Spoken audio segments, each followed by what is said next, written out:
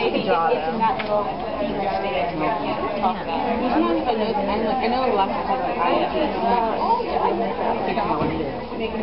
Why is there what? Straw in the salad. It's like a weird, like, I don't know. sauce. Okay, guys, let's look what Jessica's reading. Go, turn to the cover, Jessica, so that everybody can see.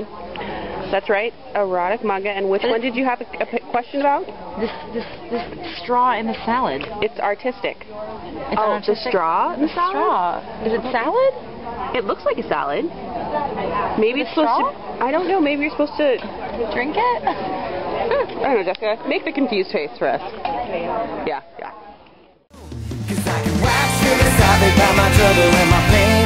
On and on and on if I got reason to complain. Every time you near me it's a beautiful day. You made me so happy I got nothing left to say.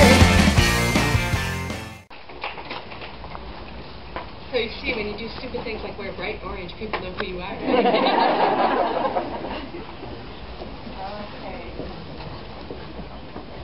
Wow. All right. So I've been telling you, I think we have just done some really long signings that are really hard on you guys. So what we decided to do is I will sign any 3 books you want the first time through. The second time through, you can come back through. And that way we get the people who want to just get a book signed and get out of here out on a reasonable schedule, and those of you who want to get everything you own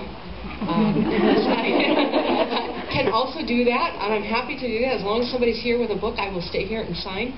But and at least that way that we're not making everybody else wait. The first person at the book signing I did yesterday, I think had every book I have ever written, and I've written 16, folks, and every edition of every book I've ever written. And I looked at the crowd behind her, and I thought, someone is going to kill you. Stefan's house. She's knocked on the door. Stefan's house does not look like Stefan's house usually does. It's not neat and tidy. It looks like nobody's home. So she knocks on the door trying to figure out what's going on. You better get out of here, Mercy, Rachel told me dully. This isn't safe. I got the door. Can you guys hear me? Am I okay? Do I need to stand in front of the microphone for you to hear me? Yeah. Yes. Okay, so I'm going to have to read like this. You'll have to forgive me. Presbyopia has caught up with me, but it's not so much that as that the microphone is big and it takes up a huge space on my book. Okay. She drew in a ragged breath. He won't help. He doesn't. I missed the line before I did. Okay. I caught the door before she could shut it. Is Stefan home? She drew in a ragged breath. He won't help. He doesn't.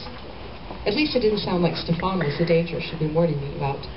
She turned her head when I stopped her from shutting the door, and I saw that someone had been chewing on her neck. Human teeth, I thought, not fangs, but scabs climbed the side of the tendon between her collarbone and her jaw in brutal relief. I shouldered the door open and stepped inside so I could reach out and touch the scabs, and Rachel flinched back, retreating from the door and from me. Who did this? I asked. Impossible to believe Stefan would let anyone hurt her again. One of Marsilia's vampires? She shook her head. Ford. For a moment I drew a blank. Then I remembered the big man who drove me out of Stefan's house the last time I was there, half-changed to vampire and mostly crazy with it, and that had been before Marsilia had gotten her claws into him. A very nasty, scary guy, and I expect he'd been scary before he'd ever seen a vampire. Where's Stefan? I have very little tolerance for drama that ends in people getting hurt. It was Stefan's job to take care of his people. Never mind that for most vampires, their menageries existed as convenient snacks, and all of the people in them died slow, nasty deaths over a period that might last as long as 6 months. Stefan hadn't been like that. I knew that Naomi, the woman who ran his household, had been with him for 30 years or more. Stefan was careful. He'd been trying to prove that it was possible to live without killing. From the looks of Rachel, he wasn't trying very hard anymore. You can't come in, she said. You need to leave. We're not to disturb him, and Ford, the floor of the entryway was filthy, and my nose detected sweaty bodies, mold, and the sour scent of old fear.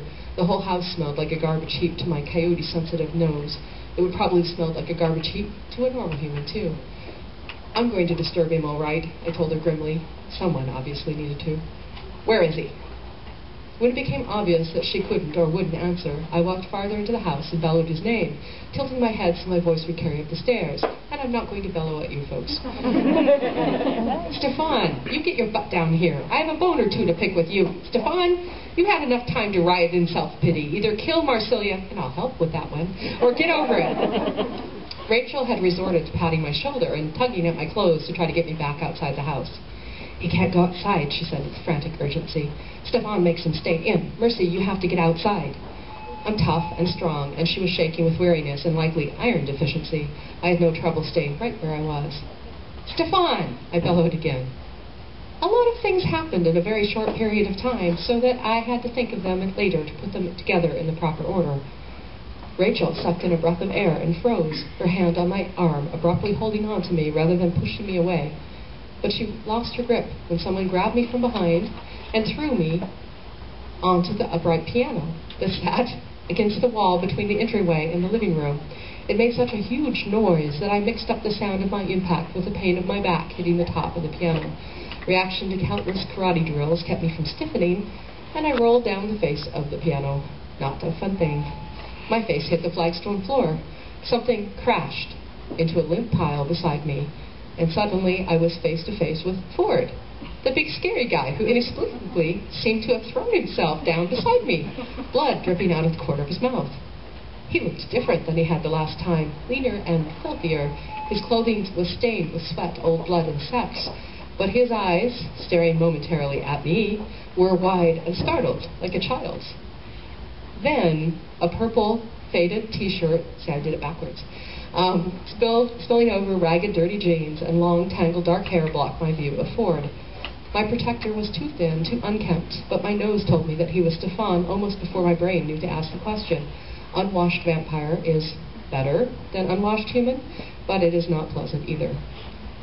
"No," Stefan said, his voice soft. But Ford cried out, and Rachel let out a squeak of sound. "I'm all right, Stefan," I told him, rolling stiffly to hands and knees, but he ignored me. "We don't harm our guests," Stefan said, and Ford whimpered. I stood